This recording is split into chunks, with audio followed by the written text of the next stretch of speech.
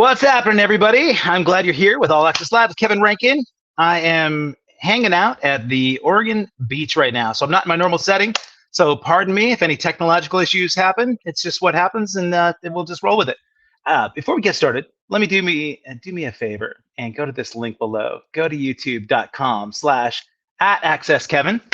If you do so, you'll have the opportunity to both subscribe, you can become a member, and of course, like this video, have opportunities to become actual participants in the channel. So if you subscribe and then become a member, you'll have access to certain members-only exclusive benefits like private exclusive videos with Kelly Kigi from Night Ranger, which is actually uploading later this evening, Cy Kernan from The Fix, Midjure from Ultravox, and I have other giveaways that are happening. So as A Flock of Seagulls gets back on the road this spring, we'll have packages, we'll have backstage and ticket giveaways and other good stuff. So make sure you become a member. And if nothing else, please subscribe. Also, this show would not be available if it wasn't for 5-Star Guitars based in Beaverton, Oregon. So if you go to this link below, go to 5starguitars.com/allaccesslive, and everything you see there has exclusive discounts just for members of and fans of the show. So if you use the promo code of All Access 15, you're going to save 15% off everything you see.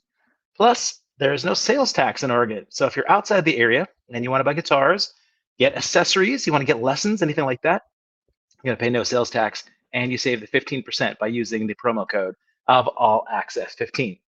Now, my next guest I have known for probably 25, maybe 30 years now in the Portland, Oregon area. He's a incredible drummer, but he's also a clinician. He's a recording artist, so he's going to share some fun stories about recording and being on the road, and also some great benefits as his participation and collaboration with Zildjian Company. So with no further ado, I'm going to just bring him and make him the larger camera here. Let's see if his camera just popped off for a second, so it may be our internet access, or maybe it's him. We'll see here.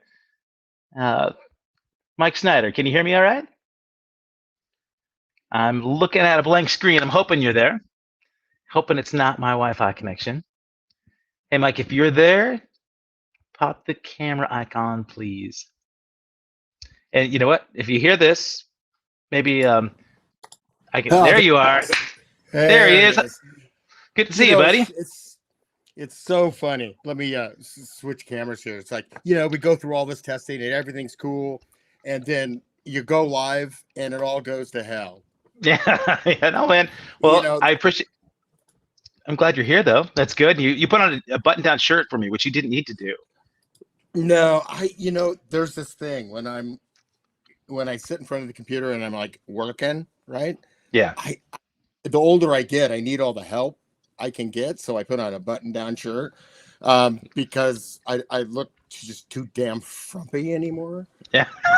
It says this guy who's got a slouchy hat and a Revival Drums t-shirt on right now. So hey, man, you're flying the colors, though. You're flying the colors. That's right. Big fan of Revival. If you guys are outside the area, make sure you check out Revival Drums Shop the next time you're in town, man. Good stuff. Yeah, I got to tell you, I went in there and oh gosh, this was Stanton Moore was in town, so I went and hung with Stanton a little bit. And we went out to dinner afterwards, and he did a clinic there, and there was a case there, right? And Joe was there, and it was just like it said Bunker on it, right? And I'm like, Bunker. There's only one Bunker I know, which is Larry Bunker, which is like the cat, right? He's the guy that played the Possible theme, right? And he's the guy that, like, that's why I wanted to do TV and film music when I was a youngin', and that's why I went to because of him. And I'm going, dude, ellipsis. Is that Larry Bunker's case? And he's like, yeah. Like, and so we had this whole conversation for a mutual admiration society for Larry because he was such a monster. I mean, he played vibes with Bill Evans. He played drums with Bill Evans. In the 60s, and then he was like a percussionist and played on frickin' everything, from in the mid 60s on until he passed away. He was doing all the Grammys. And Jose, I'm sure there at Revival probably was surprised that you knew but that's the thing, man. Unsung heroes, guys that are on TV that are doing soundtracks and all that, they don't get the recognition that a lot of, No. sort of a front run. I mean, you know this because you've certainly done a ton of that stuff in the past. I think when I first saw you, I had just moved to Portland, I think in 94 or 95. And I think I saw you do something up at Portland State University. And you talked a little bit about some soundtrack work that you had done. And there was some stuff that you had just done. And I was so fascinated by the idea of that kind of session recording, because it's, I mean, I'm mostly a live performer. That's what I've been, doing most of my life. And the idea of being that guy that gets a phone call to record all the stuff that people hear, but don't necessarily pay attention to that much, right? Yeah. So how did you get into that business? Well, like I said, I'm old enough to where like the 70s, right? The TV themes of the 70s were like a big deal to me, like Mannix, back when TV themes were like tunes, right? Mannix was like, shut up, it's just burning jazz waltz, right? And they're played by like all the cats, they're all the main drummers. I mean, Harvey Mason started off as a percussionist in LA, wow. When drum set players, around, and people you didn't know their name, but you listened to them every week, right? And I remember about 15 kind of going, I want to play that music. It just really fascinated me. I didn't know anything about it. I didn't know the process. I didn't know squat, right? I just knew that I did my first session when I was 15, some children's book. Yeah. Okay, so you don't just wake up one day and get one of these things thrown in your lap. How did a 15-year-old get a session to do a children's book session? Well, it was in Monterey where I grew up. Okay. And I don't know how the person got my name, but they got my name because I was kind of one of the drummers, right? Up and coming drummers there at 15. At 15, nice. Yeah. So well, at this point you're like there were 6 players, right? Okay. No, but I mean, but were you gigging at 15? Did you have like how did people know about you? All right. Yeah, I was gigging. Yeah, I was doing like wedding bands, back when that was a thing, right? Yeah. I mean, right. That's where I cut my teeth in playing styles, and I pride myself in playing styles. It's like, who do you need me to sound like? Yeah. Do you need me to sound like Gad? Do you need me to sound like Steve Smith? Do you need me to sound like, Hal Blaine? Do you need me to sound like, and you had to know those drummers, so you're playing disco, playing rock, and you're playing jazz, and, too many courses of New York.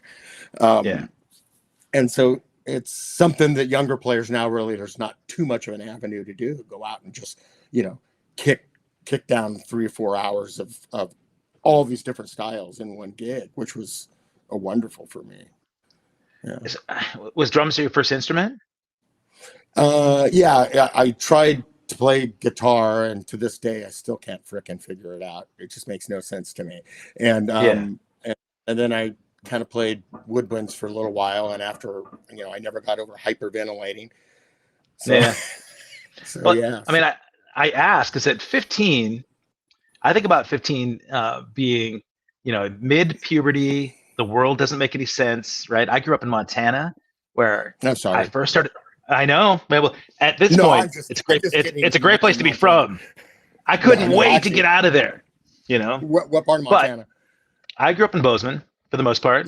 But I was playing clarinet early on, and then I saw drums for the first time. My uncle was a jazz drummer in Chicago, and I saw the power and the magic behind what a drum kit sounded like, and that did it for me. And I mean, besides that, I saw the rock videos that were just coming out on MTV too, and I said, okay, this makes the clarinet just seem silly, The clarinet is a Friday decision. Yeah. My dad was a Dixieland player. That's why I'm saying it. My dad was so it made sense then. But at 15, I needed to hit things. At 15, I had testosterone. I had angst. I had all this pent up energy. And it was nice that transitioning to drums, it made it okay to hit stuff. right? So Yeah. tell me, like, Yeah. at what point did you start playing drums, and what really So made you want to chase a career? I tell so I don't know really what the first thing was. I remember when I got excited about it. I started like in fifth or sixth grade, right? And Yeah. my first set, somebody gave me a pair of drumsticks. I think one was cracked. I remember, and so I Uh-huh. glued it together, because I'm a DIYer, right? My whole life I've been Sure. a DIY, and now they have a name for it. And I remember I sanded them and re-shellacked them, and then got a practice pad, and then made my first kit out of coffee cans and 2x4s, and you know, and No lessons at this point? no lessons at that point. Okay. All right. All right. And then I went to like junior high school, which started at seventh grade then, and got into band and just kind of was a little bit of a natural at it, and Hmm. got here. Still friends with him today. A guy named Greg Janis in Monterey. He was Okay. one of the cats that could. He, he just had fun when he played. Right, he would Yeah. hear it and play it, and he played some Yeah. wacky stuff.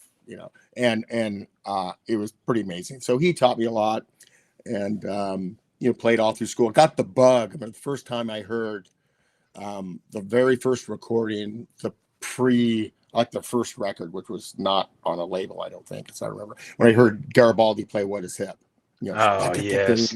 Yeah. and it was like, Uh, it's like, yeah, yeah.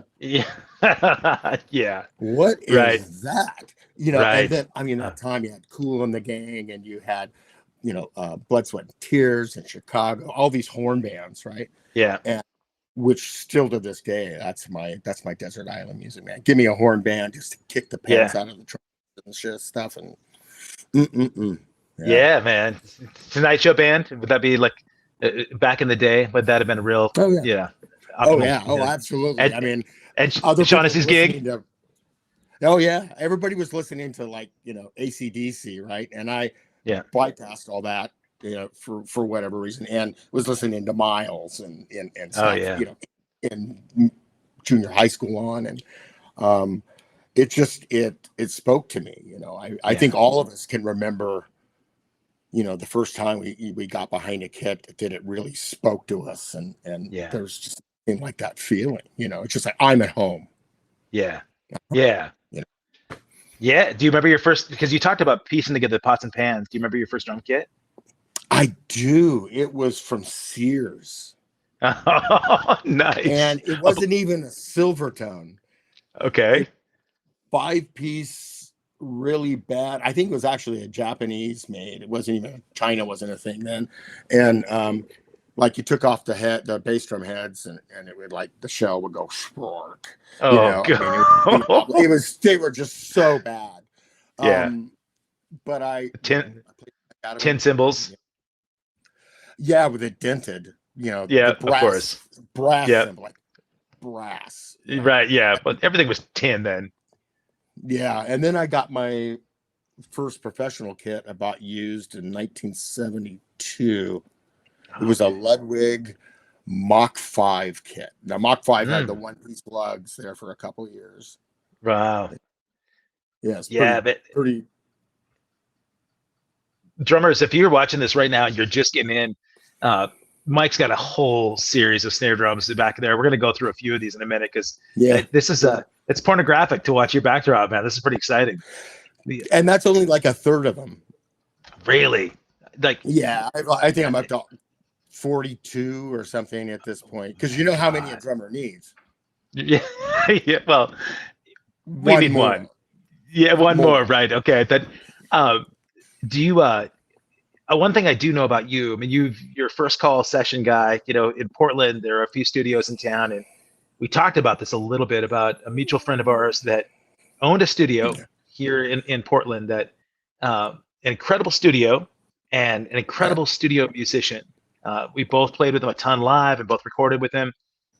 Rest in yeah, peace, Tim Ellis, man. I mean, like, yeah. the most inspiring person I probably played with him. One of three people on the planet I think that changed me entirely because of the way he played.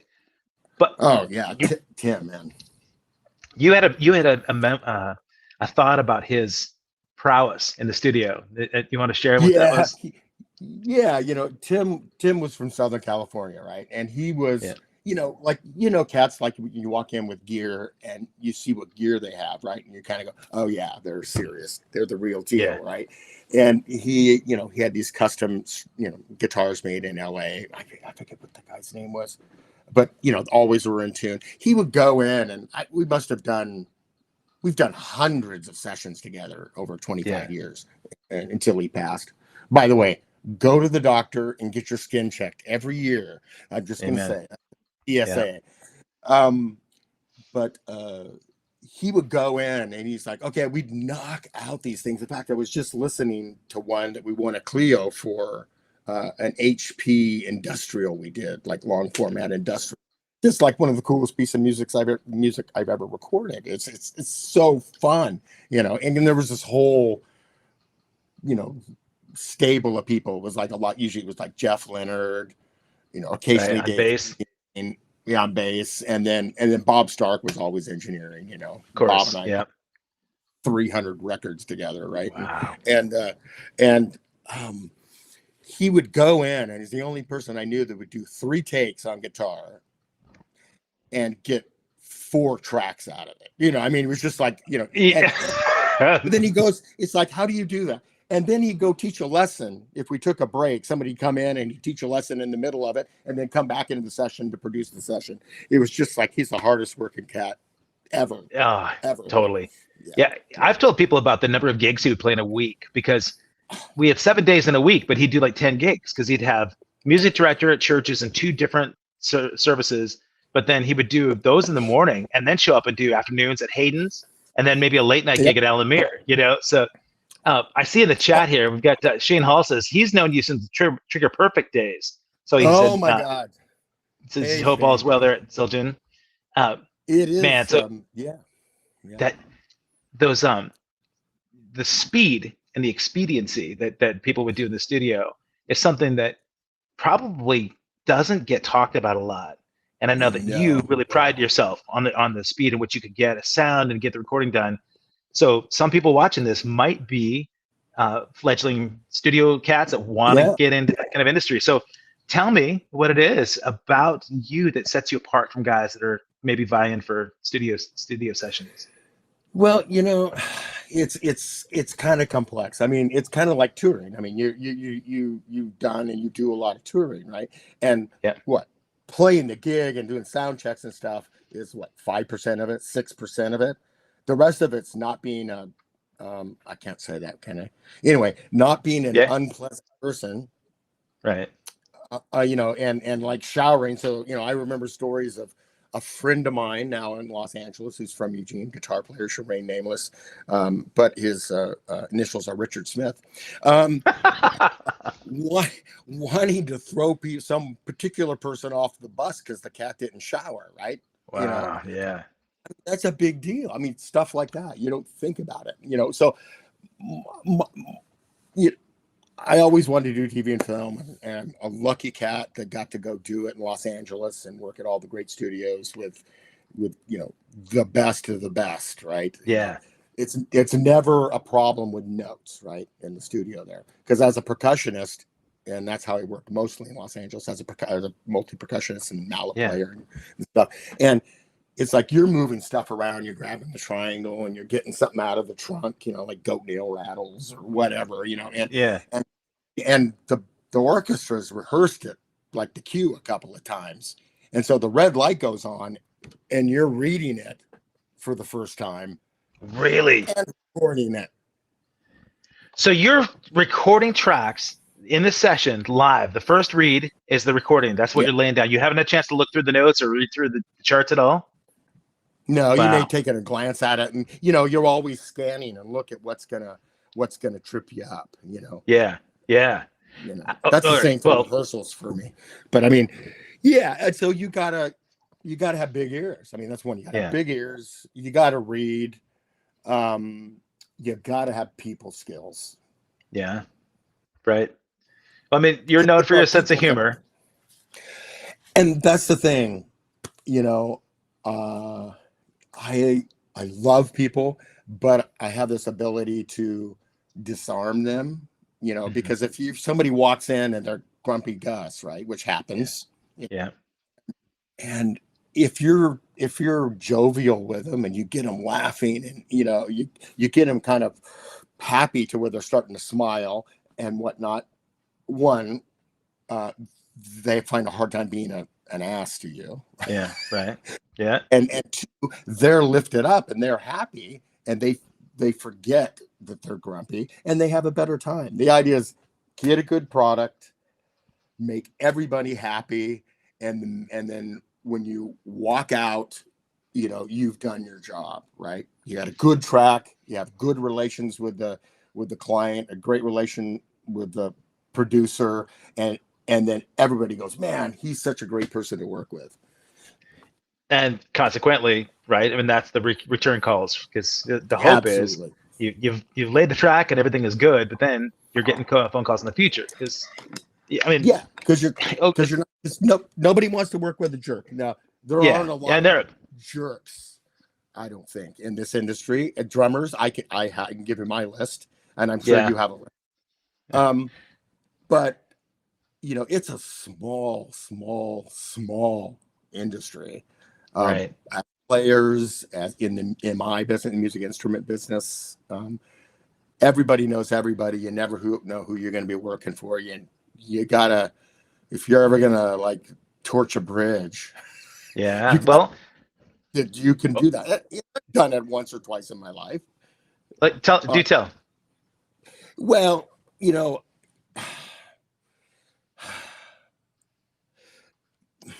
you can pick your friends, right? Yeah. You can't pick your family sometimes, and but you can also pick who the heck you work with, right? Yeah. Right. And people that I just don't want to work with, and it's not about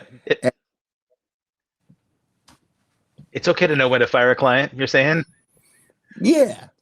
It's like, you know, got your address book, you got an eraser. I mean, it's just like, you know, it's like done. Or usually I'm not that combative.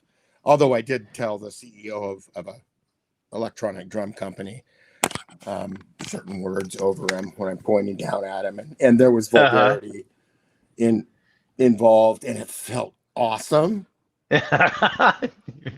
You've seen Falling Down, the Michael Douglas, right? Yeah. I was it was funny. I was just thinking about that movie last week. I go, I need to watch that again. It's a good one. But I mean, the crux of it, right, is just like everything has come down on him, and he's taking it out. You know, the world has crushed his shoulders. I think about you, where you've been involved in a lot of parts of the industry. I mean, you've been a clinician, you've been a studio guy in town. You've played a lot of live shows. You've worked as representatives in certain companies. I know that somebody. So yeah, Shane talked about your work with Trigger Perfect. You worked a lot with Roland for a long time.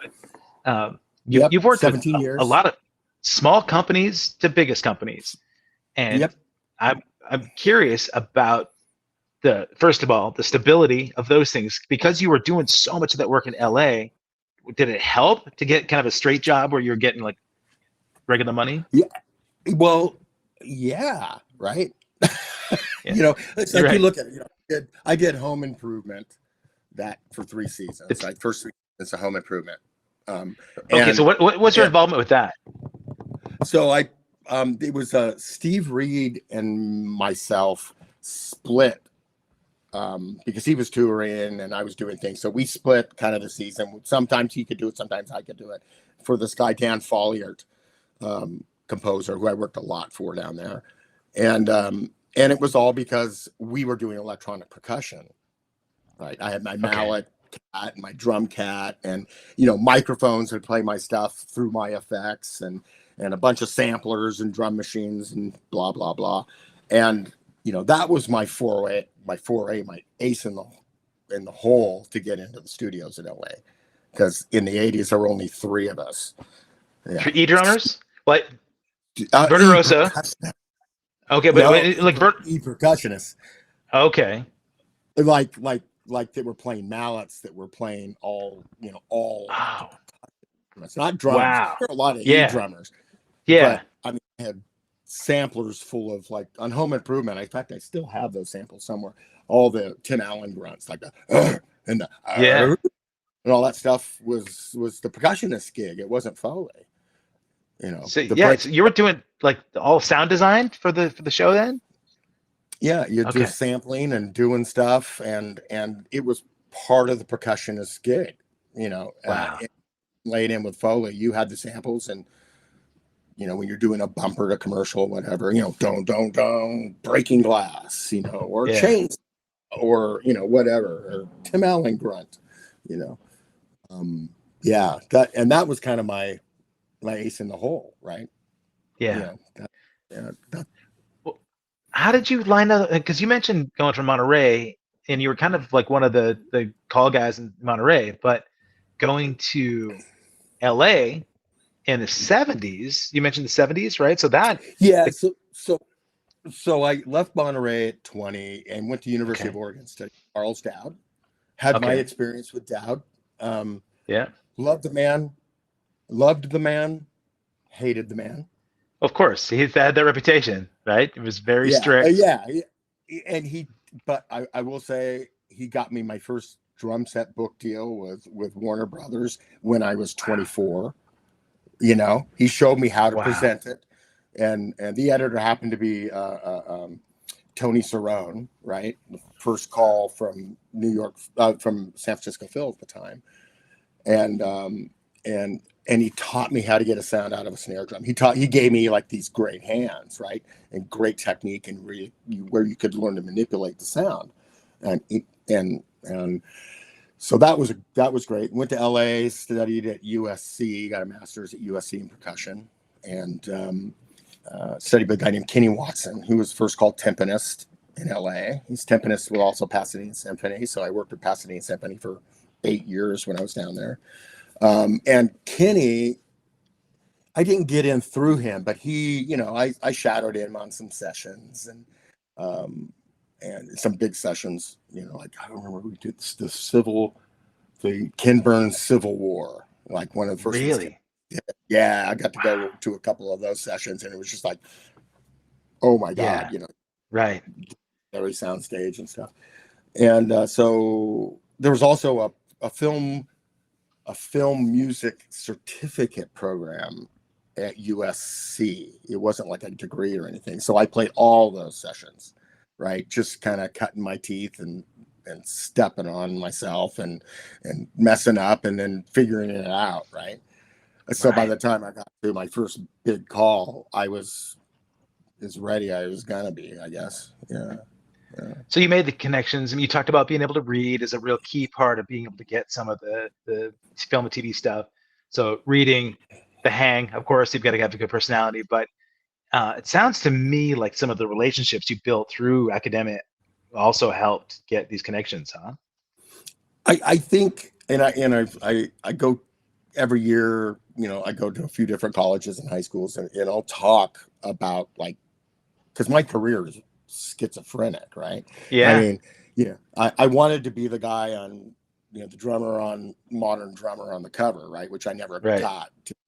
Um, but I did become the masthead writer inside Drum Magazine for 25 years, you know. That's right. So there's so many different ways to make a living in the music industry, and I've kind of I think done all of them, but prostitution.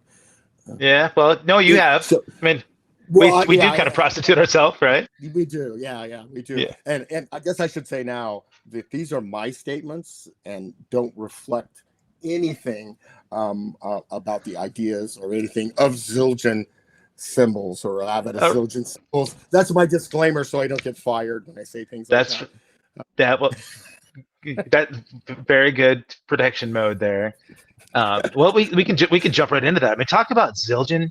I mean, the company, the oldest cymbal company on the planet. They've done so much One of the innovation. oldest companies. Right, right. You know, I've known Kirsten a bit, you know, and A&R Yeah, there, and I know like Zildjian, they're known for all sorts of their traditional percussion, but also, you know, they're cutting edge in a lot of ways and innovation. So, how long well, have you yeah, been I with them? think I've been there like 2.5 years, coming up on two and a Okay. half. It'll be 3 years in November. All And I right. got headed by John Steffens, who's the CEO. And Okay. I had, so the ATV gig, ATV A drums gig went away. And that may or may not be of the CEO in Japan that I yelled at with Ah. profanities. That may or Okay. may not be. I'm just saying. Right. Yeah. But it may or may no. It was fun. Whoever I did yell at. But anyway, they were onto something. We had developed some great products, but it just on the business side, it wasn't awesome. So, so I had taken a year off, right? So that went away, and I took a year off. And like we were talking earlier, I worked in the yard at home, and we have a little creek in our backyard, and it's one of the wonders of living in Portland, and hauling stone and doing like manly things, and Sure. it was awesome. So I finally taken a gig like 2 weeks before I got a call from Zildjian at Meyer Pro, and because I had done some AV work at Nike, and Okay. and I was gonna work the Nike account with a couple people and handle their AV there. And I get this call, second weekend, I'm on a gig for Meyer Pro, out of town, and I get this call from John Steffens, CEO of Zildjian, and I'm like, oh, okay. So that was on the 21st of October, 3 years ago. Was that the 21st? 21st? Yeah, 21. And 2 weeks later, I started with them, like literally 2 weeks Wow. later. And Okay. I can't say exactly what I'm doing. I can't talk about it yet. Yeah. People can make the inference. I'm known for a thing. I Right. will. They didn't realize that they got a cymbal geek too, because I love sound. I love cymbals. Yeah. It was bring all my Turkish Ks from the 60s, and I have a couple really old A's, like Big Bell and the Small Hole, like Yeah. this like is used on movies forever and TV forever down in LA, but it's also in the SPD 30. I sampled it for the SPD 30 Oh, for you did. Roland. Okay. Yeah, it's in there, and it's the best suspended cymbal ever. Like you Mm. look at it and it blooms. It's like, Nice. oh my God. And I played it for Joe Pillai, the cymbal smith there at Zildjian when I started. And he's like, dude, we don't make anything like this. And I said, I know you need to. Yeah. And so this year in July, they came out with the K paper thins. Yeah. Best crash cymbals I've ever heard from them in 30 Oh, years. no For me, kidding. it's perfect. They don't have Yeah. that bottom roll that you high pass out with EQ. Yep. They're clean. In fact, I was playing a gig with Swimfish and Dave Capteen, great bass player in Portland, for those of you out Absolutely. this region. Love working with him. And this gig is so fun. It's kind of like, gosh, Crosby, Stills, Nash and Young meet Elvis Costello. Oh, fun. Yeah. Three guitars, which is too many strings on stage. That's okay. I'll deal with it. 3-part harmony, bass and drums. It's really simple, really open. And Dave and I like cruise along at 20% processor power, so we get to have Wow. fun and stuff. And there's this gig. I'm playing the K paper thins, this crashes, and he goes, dude. He goes, man, your cymbals sound they always sound good, but your cymbals tonight sound exceptionally well. And I hadn't said anything. And Yeah. that night broke out the new K paper thins. And I mean, That's people in the band are noticing it. I mean, it's amazing. yeah. Check them out, man. It's ridiculous. Yeah. That's it's funny because they have such a wide array of symbols, and you've done a lot of travel gigs as well. I mean, for me, 99% of the gigs I do are all backlined, and so I send out a backline request, and I'll be honest with you, I can't think of a Zildjian line that I've had that hasn't been just gorgeous and perfect for the gig. but I played them differently. I really do. I mean, even though like a flock of seagulls is it's a drum machine part that I'm playing essentially, right? A Right. synth drum, Right. and but like A customs crashes especially have been great for the rooms depending on the side of the room. But I love if I'll get a 2019 18 for the big arenas that we're doing, and then I'll go 17 16, maybe 18 17 16 for a lot of the smaller rooms. But if they've got the A's versus the A customs, or they got the K customs, or I all of them have fit so well. And I think I love the idea that they do make a symbol for every type of player out there. Everything. And there's some new stuff coming. There's a couple new things. You want to talk about it so bad. I love it. I do. I see some things. I've seen things. I heard somebody call this one symbol that's coming the best symbol, and this is somebody who's in the know. This is like and they were that's the best symbol I've ever heard in my life. I mean, they're making incredible stuff again. The innovation and is back, right? Yeah. At Zildjian, and I'm glad to be a part of that. I mean, it's like that's hollowed ground, right? Everybody knows yeah. the vault, you know. Yeah. I walk up with my fob, right? Yeah. And wait, hold on. While you're grabbing your fob, do this too. Drummers, you're just gonna geek out on this. While he gets this, you may as well get down the bell brass as well. Oh yeah. So get that sucker. I go to this fob, and it opens Zildjian. Like it goes bleep, and it opens up the door, and I go into Zildjian, and I'm like, pinch me, buddy. Pinch me. We're having the worst day in your life, and you walk in there. It's hollowed ground. It's Zildjian, and I walked in the first time, and there's a 1965 British Morgan car which is Armin's favorite car, and the family had it restored and put it in there somewhere. It's Zildjian. It's British cars. Wow. Yeah. And the vault. It's just like I'm at home. Yeah. That's a drummer's wet dream right there. Good on you. Totally. So Mike showed me this in the pre-call when we were warming this up, and he just about pulled a muscle trying to get this down. Look at this thing. Yeah, well, the first one will lead up to it. So this is the 375 year celebration Zildjian snare drum. Wow. This was 2000. When was that? 25 years. 98, 97, 98. Okay. Like wow. And it's in conjunction with Noble and Cooley. And I just sampled it, and I've used it on the new Swimfish record on a couple cuts. And it's one of those drums you put up and you kind of go, yeah, that's kind of perfect. Just don't hear it. Don't it's amazing, right? But this is our 400th. Oh, look at fuck. Sorry, I just used a bad word. So we just had our 400-year anniversary last year. Yeah, Zildjian. Amazing. Had a great concert in September, and really cool. And for the 400th, they came out with a really special drum, and this was made in conjunction. I was part of the team that got to help design it, and it was made in conjunction with Aaron Latos of Latos Drums. Okay. In New York.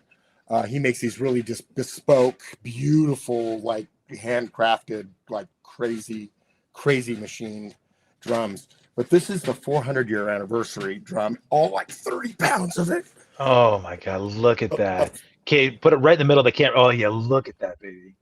That's incredible, man. Everything. Look at the lugs too. The lugs are all, we designed everything. That's I think it's incredible. 301 stainless. That's electrostatic polished. Everything's stained. There's a cast and welded rim, and look at the way the head fits, like the flesh. Oh yeah, that's beautiful. Great rim. I mean, it's just stupid. And then the throw off is really oh yeah, let's see the throw off on this. Let's check it out. This throw off is like so old school, right? Oh yeah, look at that. But look, it's so simple. Oh yeah, look, it's smooth too. Look at that. Nice. Oh, that's So cool, elegant. man. Look at that snare bed. Yeah, that's yeah. But people. I have a handful of people that watch the show that may not be drummers or know much about the technology of drums or the construction, but Yeah, I think anybody can appreciate how elegant and fantastic that drum is. Look at that. it is. Enable it in order to cast bell brass, right? Like this for a shell, it's it's voodoo, Yeah. um, and then high tech. There's a high tech way that's proprietary to a company that does Mhm. aerospace stuff. That did the shell. The shell started off, I think, it was almost 70 pounds of Wow. just brass. I mean, it's like this Wow. thick, right? And but this drum, there are only 400 of them. This is a loaner for me to sample. This is number 3, I think. Wow. You're Z, sampling that for Z what? I can't say. It's part of the NDA. I love it. I love it. Uh, But you have one of these coming for yourself. yeah, I do. I do. Maggie, kind of my wife, she's the best human on the planet because I told her I'm getting this snare drum, and she's kind of like, oh, Jesus Christ, Yeah, another snare another drum. one. And then I told her what it cost. The retail cost on this is $4,000. Right. Yeah, 3900 or 39.99, right? Not I 39.99. Yeah. yeah, I just saw that actually. I saw drummers talking about that, like the legitimacy of that pricing. And it's funny to see both ways, people that might complain about it and not understand. They're like, well, I get a No. pork pie for 2.99 down at Guitar Center, right? Yeah. You get what you pay for. I mean that Yeah, but and look, I have a couple $200 snare drums that are amazing snare drums, right? sure. Right. Um, um, and I have a couple $1,000 snare drums that are not awesome, Yeah. Yeah. Well, they right? should yeah. But this is a collector's item. I mean, there are people who buy this and never take it out of the box, right? Yeah, well, right. I mean, that's a Uh, wall piece right there. As he's yeah, putting that away, yeah, I'll say, Shane Hall, I see you here in the chat. So he reminded me, yeah, I forgot you started Trigger Perfect and then sold the company off to yeah, Pintech. And then, yeah, and he said, you did the samples for the ATV drum module. So ATV was yeah. something that you had just been working with, and they really did have a lot of innovation. And one thing I really liked, I mean, I've known you for a long time, but one thing I really appreciated was the amount of education you would put out there about the innovation of drum companies and instruction on the best utilization of those tools. So with Zildjian, is that how they kind of brought you on too, was to be maybe a pioneer in helping discover some new technology, but also being able to communicate Yeah, that message? yeah, they started a new division called New Ventures, Okay. and I'm part of the New Ventures group, and we're just doing some new stuff. Nice. Yeah, I can't wait for, you mentioned, when that release is happening, and we'll definitely do a follow up. And what I'd love to do is do a follow up in person so that we can see it Oh yeah, live. You can walk through, but if I talk about it too much more now, then you I don't. might No, violate no, the no, NDA. So stop! I'm gonna have a job, and we're not let's done do yet. this, man. Let's talk because other guys that are watching this, other drummers, if Yeah, they've seen YouTube videos, they've seen these amazing drummers with crazy blasting chops, and they realize that drums are what they want to do for a living. But yeah, you said that you go to a lot of schools and you talk to kids about how to make a living playing music. yeah, Our mutual friend that I talked about before, Tim Ellis, and I had this conversation a lot, and I've had the conversation with a lot of people that ask me, man, I didn't like the reliability of my job. I got laid off from my tech job or whatever job, and right. music has always spoken to me. And I want to go in and make music my living. And you don't want to crush their dreams, right? Because you know how No, difficult it is to make music your sole responsibility for music. So yeah, when you it, talk to a high schooler, right, yeah, who's yeah, you want to help foster their creativity, but also be realistic. So what do you tell somebody, say 16, who's developed an aptitude for reading, and they yeah. maybe they've taken some lessons, so they got some chops, but what's the next step for them in order to find a living out of this crazy business called music? Yeah. First of all, don't use your tops too much in most of the gigs you do. That would be my first thing, right? All right. Yeah. Because nobody Yeah. gets that call. Less is more. There are like 6 people in the world get that call. Ring, ring, ring, ring. Oh yeah. Yeah. Oh, drums. Yeah, drum solo. Lots of bring everything. Yeah. So, yeah. It's just drums. Just drums. I get to play anything fast as I want. Blah, blah, blah. Yeah, any style. Just Chopsamundo. Johnny Rab calls them drum jockeys. Nice. And okay, great. There's 6 people in the world to make their living doing Right. Yeah. it. All right. So for the other 6 billion on the planet. Exactly. You know,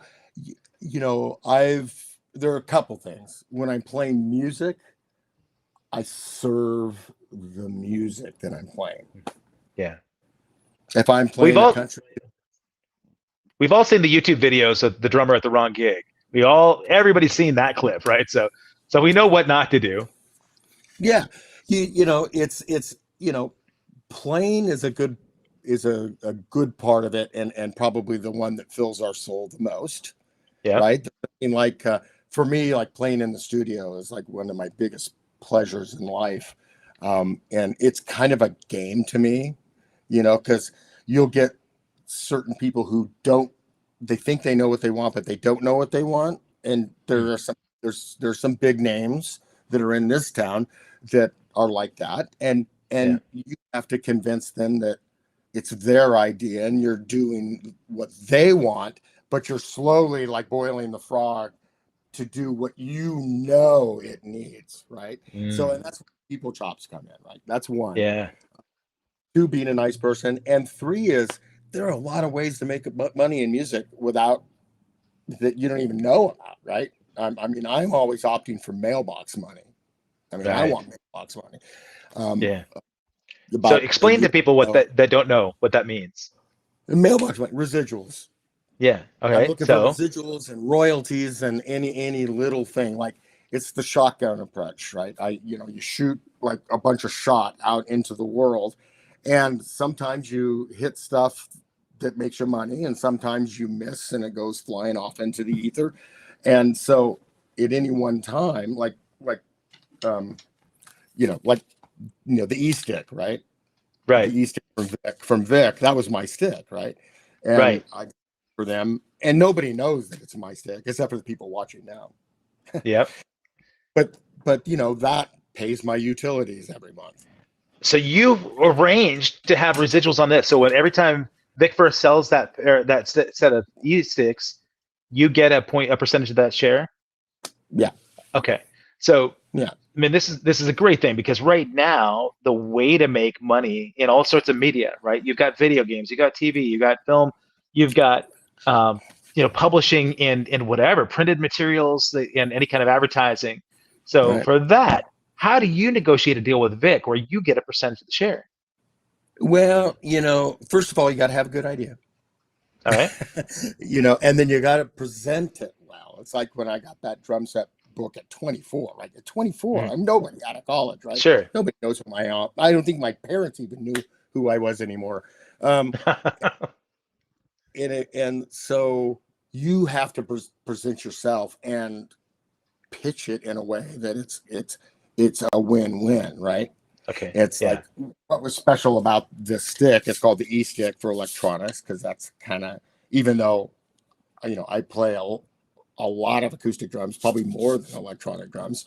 That's what I was known for. So, I designed this stick that has a lot of surface area on the tip. Okay. When you hit a head, you get a lot of less overtones, right? Okay. Because the larger surface area you hit a drum with, the more fundamental pitch you get. And the weight and stuff was kind of geared for electronics. And it turns out to be a really amazing acoustic stick. You bet. And so, so that's one way. And they're actually redoing it as a Zildjian stick here coming up too. So. Okay. All right. So how do you negotiate that when you change companies? How do you say, hey, Vic? It's the same company. Wait, Zildjian acquired Vic Firth? 11, 12 years ago, 13 years ago. I didn't even know that. It's embarrassing. I'm sorry. Well, thank you for Yeah. I've been a Vader guy for a long time, so that's all I pay attention to. Yeah. well, Yeah. well, no. Yeah, well, they turned me down. No, I still have I got my rejection letter from Vic Firth still, in yeah, my I got it. sad folder. Well, But it's funny, in my sad face folder. I was at, it was like 2000. In fact, I got a letter here from Vic, like one of the things on my wall back, back there, uh-huh. is saying, "Hey, Mike, send me your SD1 generals that have worn down into this tip." Interesting. And that, Yeah. after like 25 years, I still have them, right? From That 1977. okay. That's what SD1 generals turned into by after. Wow. And so I was at Columbus Pro Percussion Drum Days, DAZE, right? And Yeah. and and we're there, and Marco Saccoli was AR. I don't know if you ever met Marco, I know right? Marco, yeah. Yeah. Yeah, I remember drinking Well, grappa on 48th Street that his grandma made in the back room. Um, it may or may not have been an alcoholic beverage, folks. I'm just saying. yeah. Anyway, We've so we're consumed a few in the there past. in the past. Yeah, not Yeah. anymore. Vic is sitting a couple, this guy's like a deity to me, right? And he's Yeah. sitting down a couple seats from me in the front row, and Marco's up there like putting stickers. It's like, "Hey, Snyder, tell the old man about your stick idea." And Oh. Vic got up and came over, sat next to me. He goes, "Oh, you have an idea for a stick?" And so I pitched it to him and sent him the sticks, and they made two different prototypes, and we did some little changes. And they put it out. Yeah, and I, like I said, I was doing a lot of clinics, but Yeah. outside of the electronic realm, I don't know how many people know who I am. It's just, my wife lets me back in the house when I come off the road. That's all I care about. Yeah. Right. Yeah, So you guys, you guys have been married quite a while, right? yeah, like Maggie and I've been together now. We've been together 20, coming up on 26 years, and married Okay. like So 20. this is Yeah, as important, I think, as telling drummers how to find ways to make a living, yeah, playing music. But it's really important for people to understand too, developing relationships that can be both like synergistic and respectful and understanding what it means to be a yeah, traveling yeah. and professional musician, right? So So it's hard. yeah, how'd you meet her? She was my high school sweetheart. Nice. And then, as I like to say, sorry, Maggie, sorry. But Yeah. she dumped me when I was 18, rightly so. Okay. She dumped me like Yeah. a hot potato. And then we had starter marriages and, starter spouses. And then we re-met at our 20-year high school reunion. Wow. All right, that's Yeah, a it's win. kind of an That's a Oprah win. story. It's an Oprah story. I, And yeah, I well, and it was like that 20 years gap never yeah, existed. She's my really. soulmate, my in the world. I'd jump in front of a bus for her, kind of Yeah. thing. And she's amazing. And yeah, I just can't say That, enough about her. it says, a lot about both of you guys. And I think having known you, like I said, you're known well for your sense of humor. I'm sure that's a big part of the relationship. She can appreciate the fact you can make her laugh. And There are things we do that our parents definitely didn't do at our age. yeah, yeah, we probably can't even talk about that on the show here, but Oh, no, well, we can talk I'm not, about it. well, those things too, but I mean, I'm talking about, like noises and funny things. And, like Yeah. she bought me this for my Zoom meetings. I have to put out Oh, fires. nice. I I'm sure my love it. dad would never have one of these around, right? Love it. Yeah. Yeah. Yeah. How I would imagine, because you've gone through a whole series of career path changes, as Yeah. technology changes in companies, and I think you've been you've been strong in the way that you've been able to ebb and flow, as these companies change. I don't think it's changes. It's been the same path, right? So I've adjusted along the way, right? Yeah. And I've, I call myself lucky, right? And I don't feel that, I mean, I have worked at it hard, but I haven't worked at it hard because I love it. I Yeah. would do what I'm doing now if I was independently wealthy. I'd just live in a little bigger house and drive a little bit nicer car. Yeah. Yeah. I mean, I love what I do. I love what I'm doing at Zildjian. I love, obviously love talking, right? I Yeah, love yeah. talking about the, because, there are so many ways. I mean, like, nobody ever, it's like, and then also, um, I still make money on the movies and TV shows that I played in the 80s and 90s, So you know. okay, so how does I mean talk a little bit about how that works in terms of getting a percentage and points on a recording like that? Do you Well, negotiate if that ahead of it's, time? no, it's all union. Like, so Okay, if it's a signatory gig, right? So if it's okay, a network gig or whatever, most, all, if not most of those are signatory with the union. So it's just that's part of the contract, right? So I okay. get like 0.000000017651 percentage points on any Uh-huh. revenue, depending Yeah. on what the movie is or TV show. And in fact, 2020, right in the middle of COVID, so middle of 2020, I come home off the road and there's this check here from this company, Music Pays, out of New York, and they handle Okay. residuals for a lot of um, like commercials and stuff, like reuse. And it was for, I open it up and it's like there's this like $1,100 check for a Toyota Supra commercial, and I'm like, Nice. cool. I don't remember playing on a Toyota Supra commercial, But I'll take the money. Yeah. but yeah, but so I went and looked at it, pulled it up on the interwebs, and it's kind of like, oh, it was really cool because I like cars, and so it was like this red 2020 Supra, like drifting and like catching air and on these roads and this racetrack, just different situations. And in the background, there's a full orchestra, and it's Julie Andrews singing, getting to know you, getting to know all about you. And I'm going, oh, yeah, that's right. I did play that. I did play in the orchestra for that recording of The King and I with Ben Kingsley and her in 1993. What? So 27 years later, after a track that you did, you're getting $1,100 royalty check for a super commercial. Like that's yeah, half your age ago. That's amazing. I played two notes on it. Oh my God. That's Five I one on orchestra bells. That's all I did. 5-1 at the end. amazing, man. I love it. That's a great Yeah. win right there. I 550, 550. you have you done like Hans Zimmer work at all? Have you done any like I have not major worked for Hans. So I worked a lot for Touchstone TV. Okay.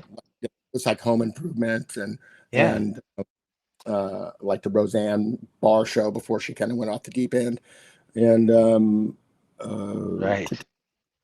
Dinosaurs. I don't know if you remember that Oh, show. of course. Yep. Yep. The Yeah, yeah, CGI and it, and the kid's born. He goes, "Hey, look at me, I'm naked."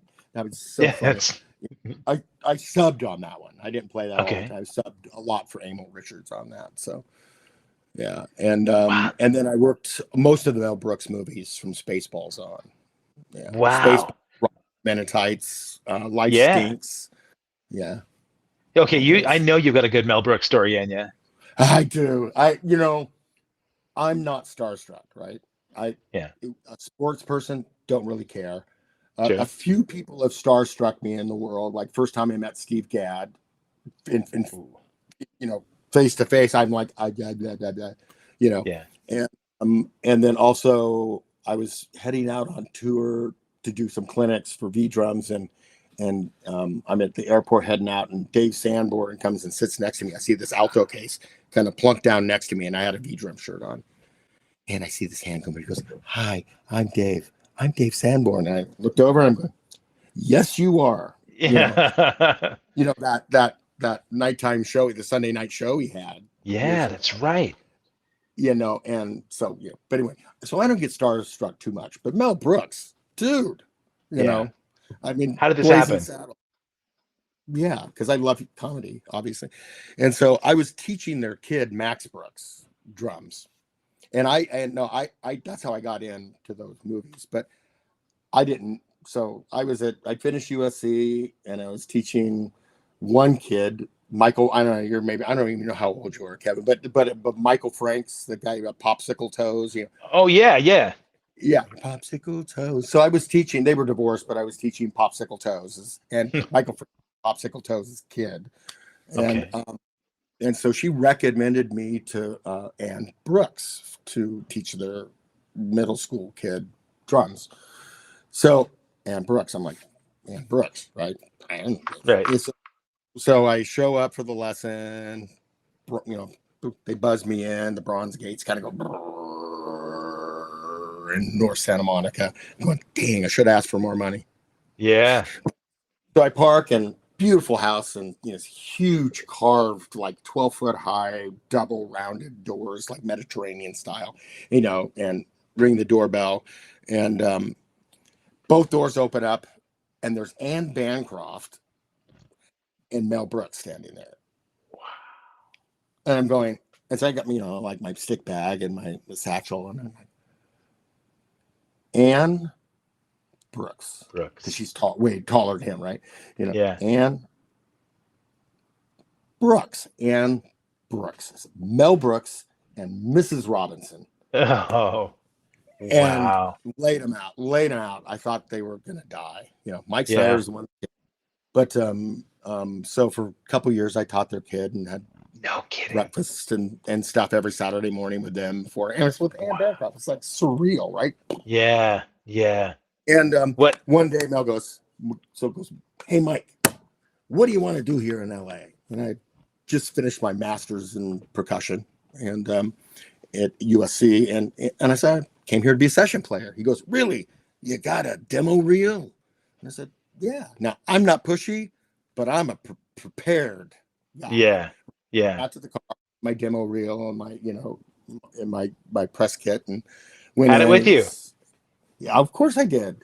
Wow. You got to be prepared, man. You never know when that stuff's going to go down. Right. You could be practicing.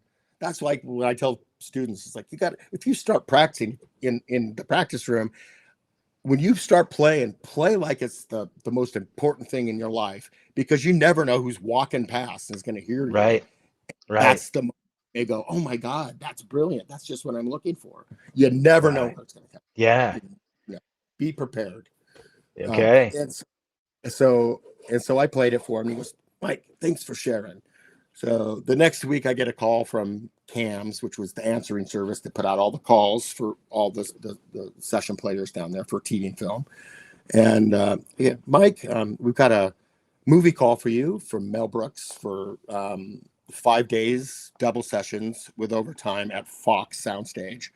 And I'm like freaking the hell out, right? Yes. Yes. And they go, she goes, yeah, 5 days, double sessions. All the gear will be there. You don't need to bring anything, blah, blah, blah, blah.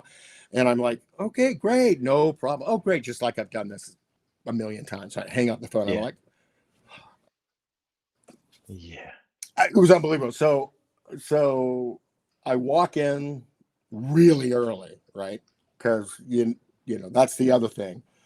I know in Portland, sometimes people, like a 10 o'clock session, people kind of saunter in at 5 after or whatever, right? Like an 8 o'clock down, you're there at 6:30 in the morning, making sure that Cartage brought all the right stuffs, and you have time to get your other stuff there if they forgot something or blah, blah, blah. So I'm there, and I walk into Fox Soundstage, and Larry Bunker, who we talked about earlier, he's warming up on timpani, and I'm like, that's Larry Bunker. I said, that's the guy that played the part that made me want to be here. And I'm working with him. It was such a cool thing. And 2 of the cats couldn't be there. There were 6 percussionists. 2 of them couldn't be there that day. So the subs that day, now I'm there all week. The subs were Harvey Mason and Joe Picaro. Oh my God, man. I mean, how do you even deal with that? How do you even deal with that? Right. Yeah. And you're just you're in your 20s right then? 26. Unbelievable. Man, what a game changer. Yeah, and in that first day, there were 5 parts coming out and 6 percussionists. You see what Oh, Mel did? He just added me. And the next day, mid-morning, 6 parts started coming out of the orchestrator.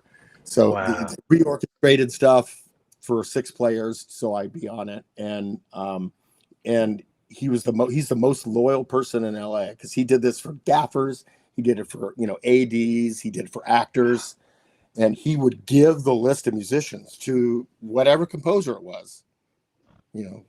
John Morris, be it any of the others that worked for him, and he would Yeah. say, "These are all players. You can fill it in with who you want, but my people will be in the first chairs." Amazing. What a Yeah, gift. That's a he rare thing in the business, man. Right? oh man, no duh.